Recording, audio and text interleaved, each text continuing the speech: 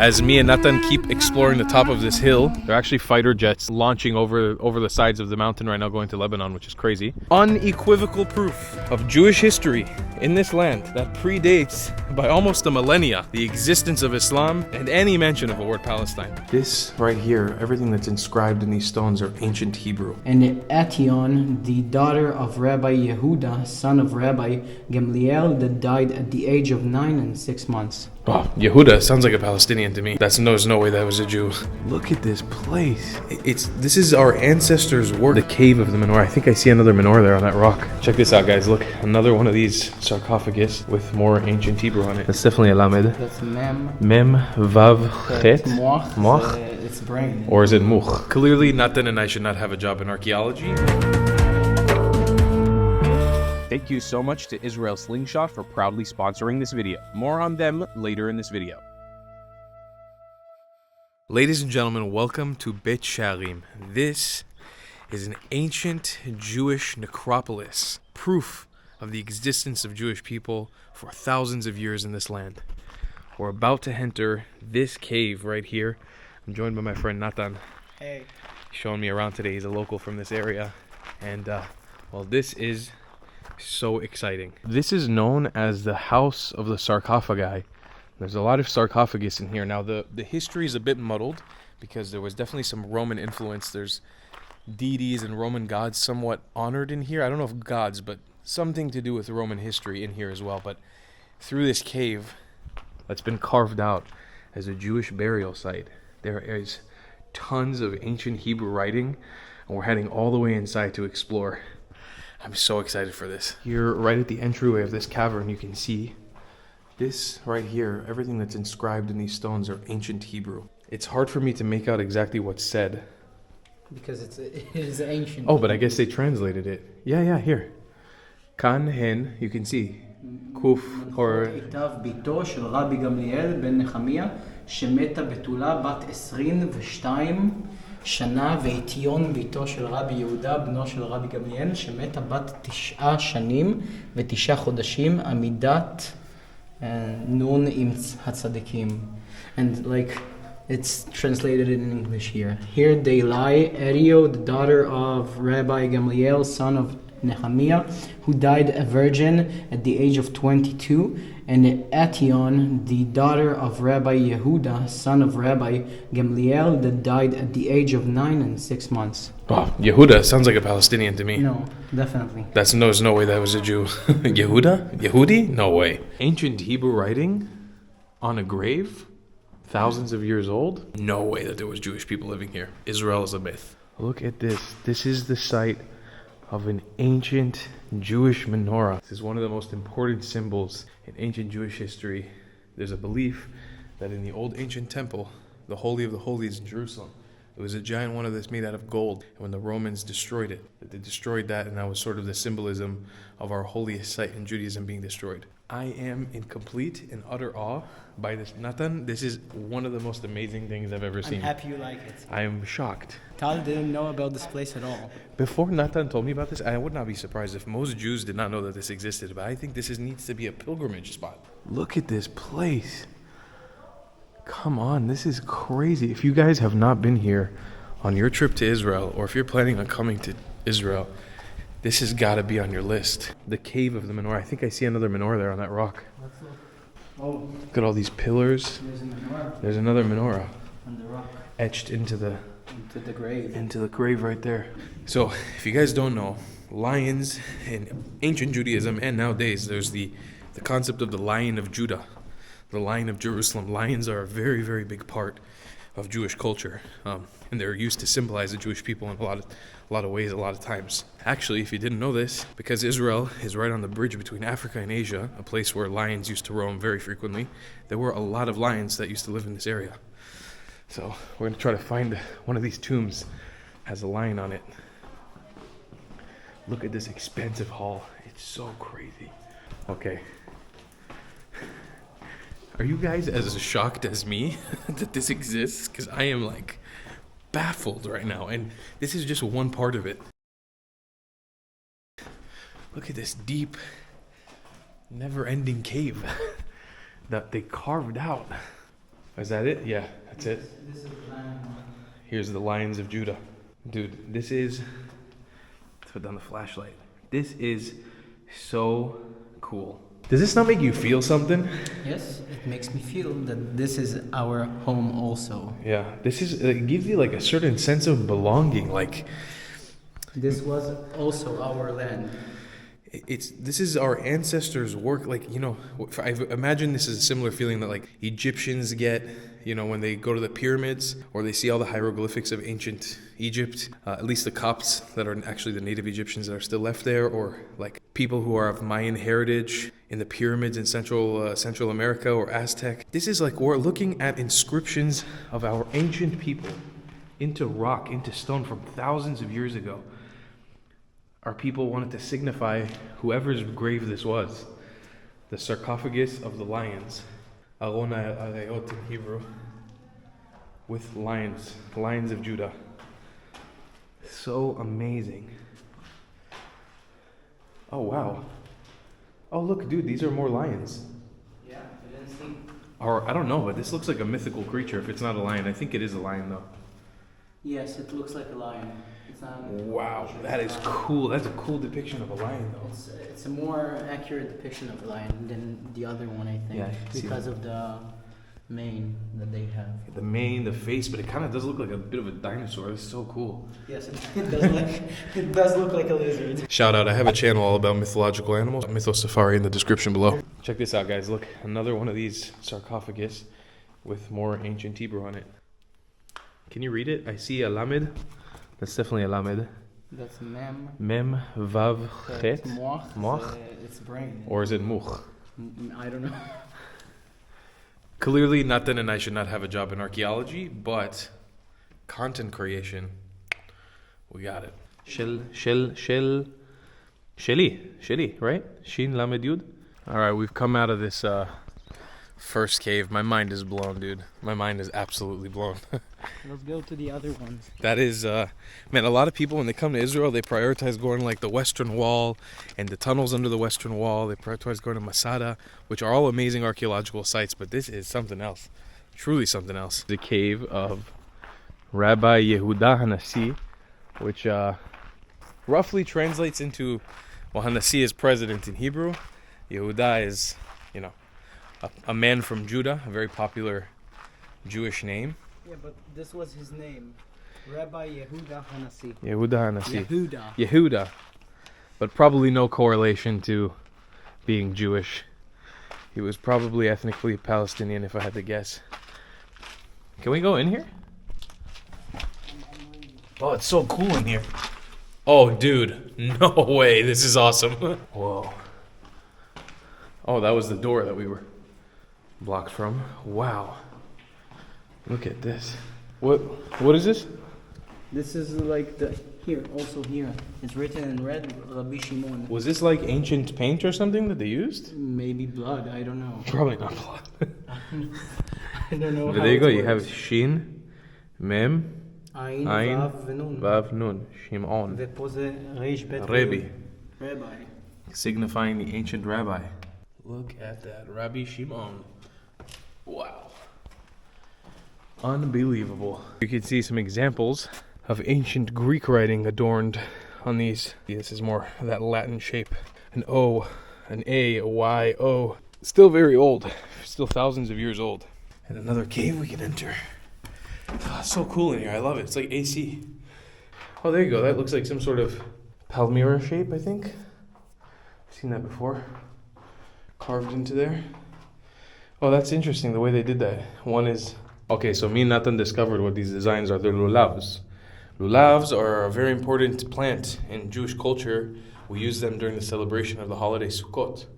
We kind of shake them around like tribal people for a blessing, alongside some other things. But there you go. You've got two lulavs right here. And the tomb is of a Jew, or... They are not sure here because it's written in like Greek. Mm-hmm. But also Jews in that time had Greek names. True. Because the Greek made them become Greek people. Yeah. or how do you say it? Assimilate. They made them assimilate, and they didn't want Jewish people to be Jewish. Right. In the area of. Under the Greek period, it's known as the Hellenistic period in Israel. There are a lot of Greek artifacts alongside Roman artifacts as well that came a little bit later. But the Greeks colonized this land. All right, as me and Nathan keep exploring the top of this hill, there are actually fighter jets like launching over the sides of the mountain right now going to Lebanon, which is crazy. Do you remember the name of this? This is Sheikh Abreik Temple. Sheikh Abreik Temple. It's a little temple. A little temple. Yes. Yeah, this is most of this information is coming from online. It's research that I've just been learning today since Nathan told me the story about this place. So you can see the entire thing is walled off, gated off right now. And you were saying it wasn't always like this, right? No, it wasn't like this. Yeah, and what does that sign say right there? It says מדינת ישראל, מקום שמור, שמרו על כבוד המקום, אין לבצע כל פעילות הנוגעת למבנה הפיזי למתחם המקום. That means like keep don't touch the building and keep it sacred, yes, right? Keep it sacred. Like don't do things here that you shouldn't, like that would be deemed disrespectful to the religion. So this is an Islamic shrine for the tomb of Sheikh Abreik or Abreik?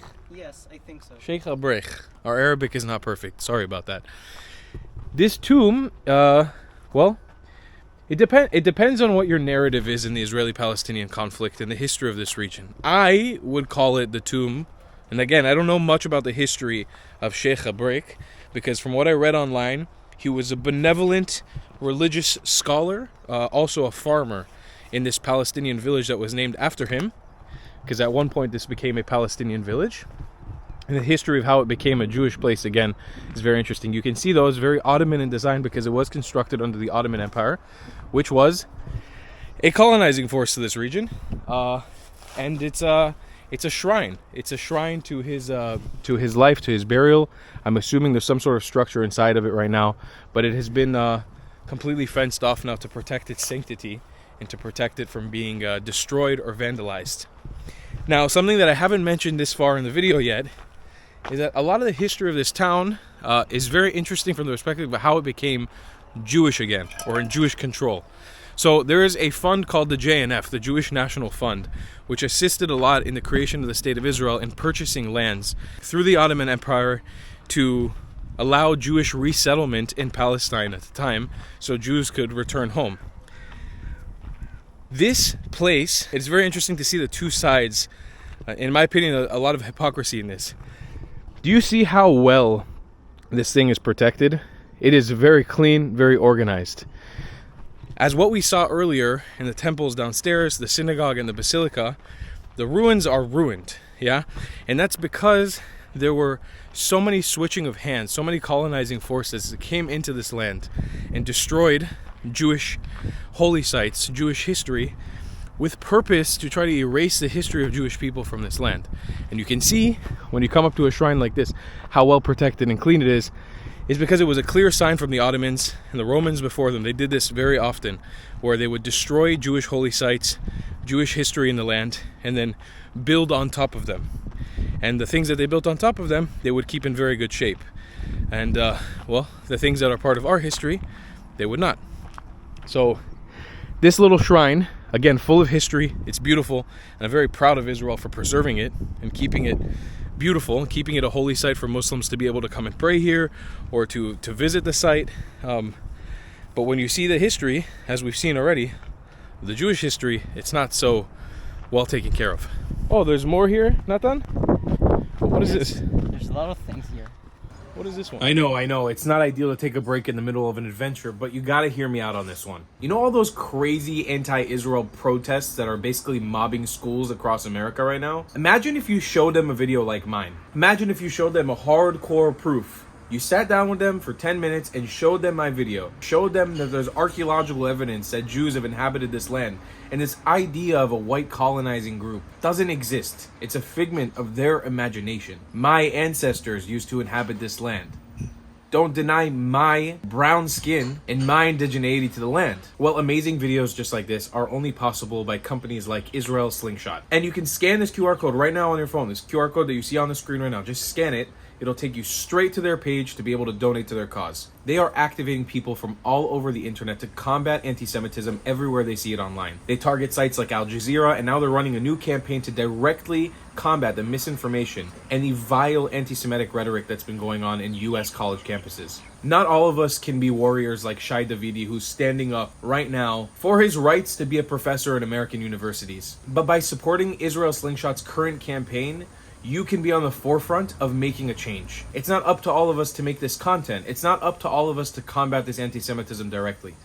But if you can't do it yourself, put your money where your mouth is. If you want to see a change, donate to Israel Slingshot. That QR code is still scannable. It's been scannable this entire time. Scan that QR code or click the link in the description that's going to send you to their donation page. Thank you so much to Israel Slingshot for sponsoring this video. Now let's get back to the adventure. Great contrast, and it's just under the shrine. Exactly what I was talking about.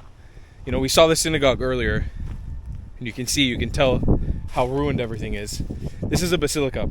From what I read online, the basilica was a place where the Jewish community here in, what's the name of the settlement again? What was it called? Bet Shearim.